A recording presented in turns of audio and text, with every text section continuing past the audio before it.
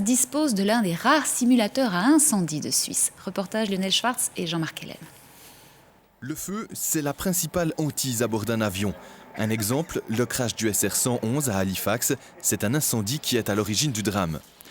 Ici, on est à Colombier dans l'un des 3 simulateurs d'incendie de Suisse. Et maintenant, cherchez la chaleur tout autour. Aujourd'hui, le personnel d'une compagnie d'affaires répète ses gammes. La plupart des participants n'a jamais été confronté à un incendie en vol. L'exercice doit être très proche de la réalité. C'est assez étouffant et assez angoissant. Surtout qu'il faut quand même s'imaginer qu'on a des passagers qui paniquent. Les feux restent rares à bord, mais lorsqu'un incendie éclate, chaque seconde compte. Il faut qu'en un quart d'heure, l'équipage ait pris la décision, le plus souvent la meilleure étant de poser l'appareil, et pendant ce quart d'heure-là, de tenter d'éteindre l'incendie. Chaque geste doit être automatique, alors ces entraînements, toutes les compagnies aériennes doivent y passer chaque année.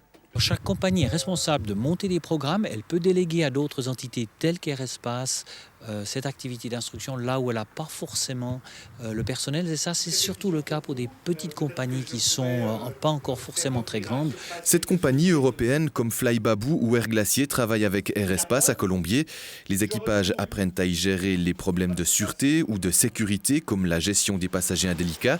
Mais on se prépare aussi aux situations exceptionnelles comme les évacuations d'urgence en cas d'amérissage, une manœuvre qui n'existe pas uniquement dans les films d'action.